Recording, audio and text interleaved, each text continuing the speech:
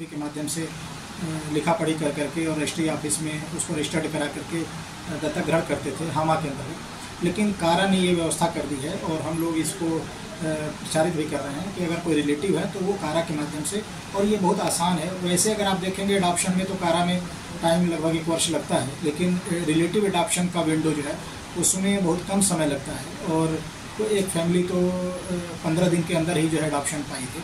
तो इस तरीके से रिलेटिव एडॉप्शन के विंडो पे जा करके अगर रिलेटिव्स हैं तो वो अपने डॉक्यूमेंट्स और अपने जो है सूचनाएं उसमें दर्ज कर सकते हैं, उनका गृह अध्ययन रिपोर्ट अपलोड होगा और उसके बाद दोनों की अंडरस्टैंडिंग, दोनों की सहमति के आधार पर वो एडॉप्शन में बच्चे ऑर्डर हो जाएंगे और डीएम साहब की तरफ से एक आदेश उनको दत्तक ग्रहण का मिल जाएगा और वो वैलिड होता है। जो बच्चे हैं, कितने बच्चे हैं आप जो बता रहे थे? वाराणसी में जितने भी बाल गृह हैं, चाहे हो बाल शिशुगृह हों या बाल गृह बालक हों, बाल गृह बालिका हों, सभी प्रकार के गृहों में मिला करके 500 समथिंग बच्चे इस समय आवासित हैं। लेकिन ये जो बच्चे आवासित होते हैं उसमें से कई ऐसे बच्चे होते हैं जिनके परिवार होते हैं जिन्हें खोजा जा रहा होता है, या कुछ ऐसे होते हैं जिनकी माँ कई बार या पिता में से कोई जेल में होता है और बच्चे को बाल गृह में देख रेख संरक्षण के लिए रखा जाता है। कुछ ऐसे भी बच्चे होते हैं जो भिक्षावृत्ति में रेस्क्यू, बाल श्रम में रेस्क्यू किए गए होते हैं। कुछ ऐसे बच्चे होते हैं जिनकी कुछ परिवार की ऐसी कंडीशन होती है, तो कुछ ऐसे बच्चे होते हैं जो वास्तव में अनाथ होते हैं। तो जो बच्चे आते हैं बाल गृह में उनकी एक प्रक्रिया होती है, फिर उन्हें खोजा जाता है, फिर पेपर में विज्ञापन निकाले जाते हैं। पेपर में विज्ञापन निकालने के बाद यदि कोई परिवार दावा नहीं करता है तो फिर उसे CWC अंत में लीगल फ्री फॉर एडॉप्शन करती है, मतलब दत्तक ग्रहण के लिए स्वतंत्र मुक्त घोषित करती है। जब वो बालक दत्तक ग्रहण के लिए स्वतंत्र मुक्त घोषित हो जाता है तो फिर उसका कारा पे पोर्टल पे उसका विवरण अपलोड हो जाता है। तो वो बच्चे एडॉप्शन के लिए होते हैं और उन बच्चे एडॉप्शन की प्रक्रिया में उन बच्चों को देखा जाता है और वो बच्चे एडॉप्शन में जाते हैं।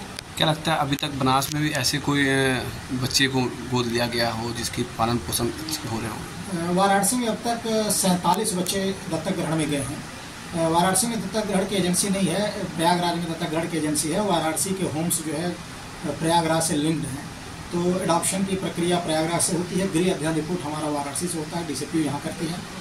और अब तक 2016 से लेकर अब तक 47 बच्चे जो है एडॉप्शन में गए हैं। जो बच्चे एडॉप्शन में जाते हैं उनका 5 वर्ष तक निरंतर फॉलोअप होता है और यहाँ पर भी एडॉप्शन एजेंसी भविष्य में मिलने की आशंका है और संभावना है कि यहाँ पे मिलेगी। तो जब मिल जाएगी तो और सुविधापूर्ण हो जाएगा। लेकिन सारे जो भी बच्चे, लगभग 108 बच्चे इस समय कारा के पोर्टल पर एडॉप्शन के लिए अभी भी पंजीकृत हैं, जो एडॉप्शन की प्रक्रिया में आगे आएंगे।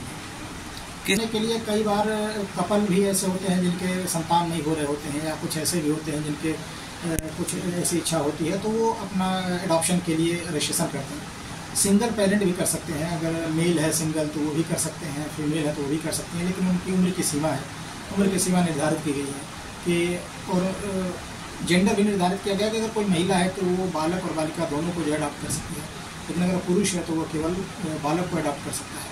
और उनकी उम्र निर्धारित है कि कपल होंगे तो उनकी उम्र दोनों की मिला कितनी उम्र होनी चाहिए। अगर सिंगल है तो उनकी उम्र 35 वर्ष 40 वर्ष से अधिक होनी चाहिए। अलग अलग में कुछ मामलों में 45 वर्ष, अगर 2 साल से 4 वर्ष के बच्चे को लेना चाहते हैं, फिर 4 वर्ष से ऊपर के बच्चे को लेना चाहते हैं, 18 वर्ष तक के बालक को वो दत्तक ग्रहण में ले सकते हैं, गोद ले सकते हैं। आप परिवार में दत्तक ग्रहण की बात कर रहे हैं तो कारा ने एक बहुत अच्छा काम किया है। एक अलग से विंडो उन्होंने इसके लिए दिया है रिलेटिव एडॉप्शन के नाम से। अगर कोई व्यक्ति अपने ही परिवार के किसी रिश्तेदार को, जैसे कई बार भाई अपने भाई के या अपने किसी रिलेशन में किसी बच्चे को गोद लेना चाहते हैं तो सर बात करें अडॉप्ट बच्चों की बात, तो अपने ज़िले में कितने बच्चे ऐसे हैं जिसको बाल गृह में हैं माता पिता अडॉप्ट करना चाहते हैं? यहाँ वाराणसी में सभी बाल गृहों में मिलाकर के 500 के आसपास बच्चे हैं प्रवासी हैं, जिसमें से 108 बच्चे कारा की वेबसाइट पर एडॉप्शन के लिए लीगल फ्री जो है किए गए हैं CWC के द्वारा, और वो पोर्टल को रजिस्टर है। कैसे एविडेंस होगा कि बच्चे लोग जो भी पेरेंट्स लेना चाहते हैं कैसे लोग जाएं? बहुत लोगों को अभी भी पता चल रहा है कि 3 करोड़ जो पेरेंट्स हैं जो माँ नहीं बन पाते हैं और जो लेने के लिए दिक्कतें हो रही हैं, जो कि 86,000 करोड़ की बात करा जाए बच्चे हैं। देखिए, भारतवर्ष में बच्चों के एडॉप्शन के लिए भारत सरकार ने एक पोर्टल बनाया है जिसे कारा के नाम से हम जानते हैं। कारा मतलब CARA, central adoption resource authority. इस पोर्टल पर जा कर के भी कोई भी व्यक्ति जो एडॉप्शन के लिए किसी बच्चे को लेना चाहता है वो अपना रजिस्ट्रेशन करा सकता है। भारत सरकार इसे कारा के रूप में और स्टेट में इसे सारा के रूप में, स्टेट एडॉप्शन रिसोर्स अथॉरिटी है और सारा इसे यहाँ पे देखती है। आप गूगल पे भी अगर CARA लिखेंगे तो पोर्टल जो है का लिंक मिल जाएगा और वहाँ जा करके आप रजिस्ट्रेशन जो भी अपने जिनके संतान नहीं है या कुछ लोगों के संतान होते भी हैं लेकिन वो किसी कारण से किसी बालक को दत्तक ग्रहण में लेना चाहते हैं तो वो रजिस्ट्रेशन करा सकते हैं। वो रजिस्ट्रेशन करेंगे तो उन्हें अपना पूरा विवरण देना होता है, जैसे वो अपना आधार कार्ड, जहाँ पे रहते हैं वो पता, जो काम कर रहे हैं, नौकरी कर रहे हैं, या उनका जो स्वास्थ्य की जो है कि उनका जो हेल्थ रिपोर्ट है, ये सारा अपना विवरण पूर्ण रूप से उन्हें अपना स्कैन करके अपलोड करना होता है। बाद में जब वो अपलोड कर देते हैं, रजिस्ट्रेशन हो जाता है, तो फिर उनका जो है होम डिस्ट्रिक्ट जो भी हो वहाँ पर उनका गृह अध्ययन रिपोर्ट होता है।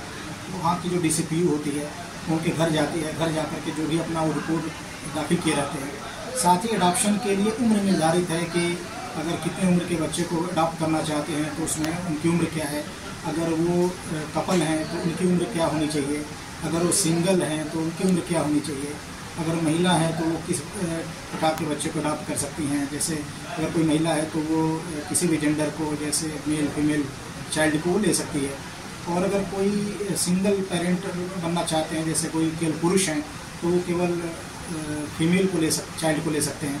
तो ये सब विजिट होता है और ये गृह अध्ययन रिपोर्ट DCPU अपलोड करती है। उसके बाद प्रोसेस आगे बढ़ता है।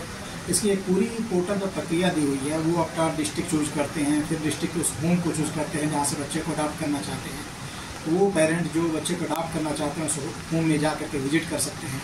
जो बच्चे कारा पर अपडेट हैं उसमें से जिनका रेफरल नहीं हुआ है, जो केयरिंग में अभी नहीं गए हैं, उनको वो देख सकते हैं। उनके हेल्थ रिपोर्ट को, उनके पर्सनल फाइल को वो देख सकते हैं, समझ सकते हैं, उस बच्चे के बारे में जानकारी प्राप्त कर सकते हैं। फिर वो चूज़ करते हैं। फिर उसकी प्रोसेस है उन्हें एडॉप्शन में देने की। पहले डिस्ट्रिक्ट में डिस्ट्रिक्ट जज साहब की तरफ से जो है वहाँ पे केस फाइल होता था, फिर आर्डर होता था। अब भारत सरकार ने इसे और फैसिलिटेट करने के लिए जिले में जिलाधिकारी महोदय को ही इसके लिए अधिकृत किया है, और अब DCPU के माध्यम से DM सर की तरफ से ऑर्डर होते हैं और उन्हें एडॉप्शन में बच्चे मिलते हैं और उन्हें आदेश मिलते हैं। तो बनारस में